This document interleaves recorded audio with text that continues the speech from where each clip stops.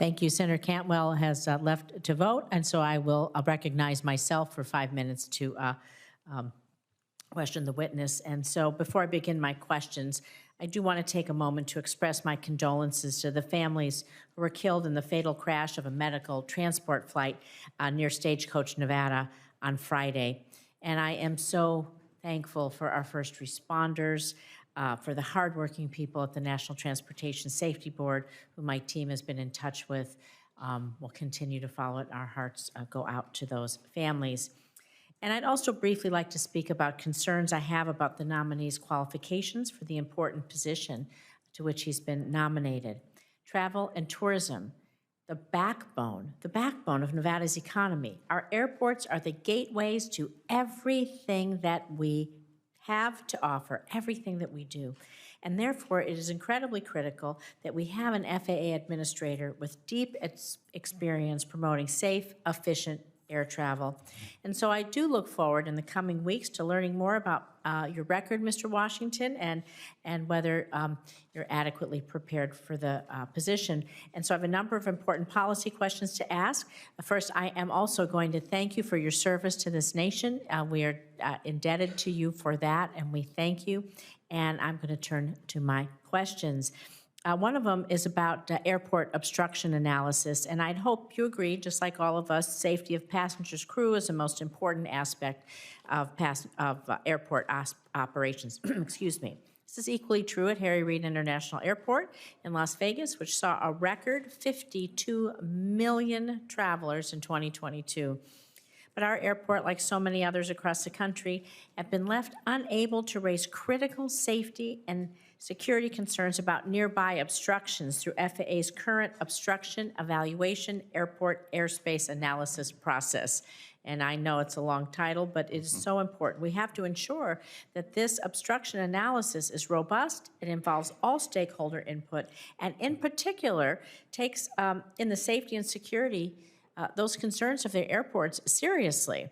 And so, Mr. Washington, if confirmed, how will you ensure that this obstruction analysis, this process, is sufficient to account for major concerns about our air and ground safety raised by airports and the TSA? Well, thank you for the questions, Senator. I would certainly want to work with you on that. I understand that the analysis that FAA uses is primarily focused on the air traffic impacts versus the obstruction, and as opposed to the security concerns like the serious one that I know you advocate for. I appreciate you bringing it to our attention, and I would certainly want to work with you on that to get the details on traffic impacts versus obstruction. Thank you. I want to move to something that is really, again, very important. Is our airport, Harry Reid International Airport, is kind of at the one end of the Las Vegas Strip, and Nevada quickly emerging as the sports capital of the nation. We're home to the Las Vegas Raiders, the NHL's Golden Knights, WNBA champions, the Aces. We hosted the NFL Draft. We're the next host of the Super Bowl, and we're going to be hosting Formula One Grand Prix in November. So we're really proud of all of our sports and entertainment, but this also makes us a target for bad actors, especially when individuals are gathered around our stadiums. I think Allegiant Stadium's about 65,000 seats there. And the FAA has imposed temporary flight restrictions over stadium events, including for drones. Congress has subsequently strengthened and codified these requirements. However, sports leagues have been reporting violations of flight restrictions by drones. And so if confirmed, this of course impacts the safety of everyone there. How will you ensure federal policy not only continues for these longstanding protections for stadiums, but really keeps evolving with these new threats as they continue to grow? Thank you for the question. Particularly the drones. Right, yeah, thank you for that question. I would want to work with you on that to understand exactly what the issues are. There's a lot of interest in how drones will be integrated and how they will be used at airports around various government functions and facilities.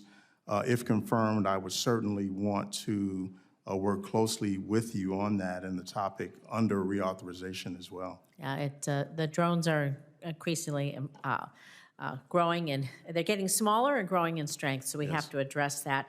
I only have a few seconds left, so I'm just going to go quickly again on drones. Drone use for critical infrastructure inspection.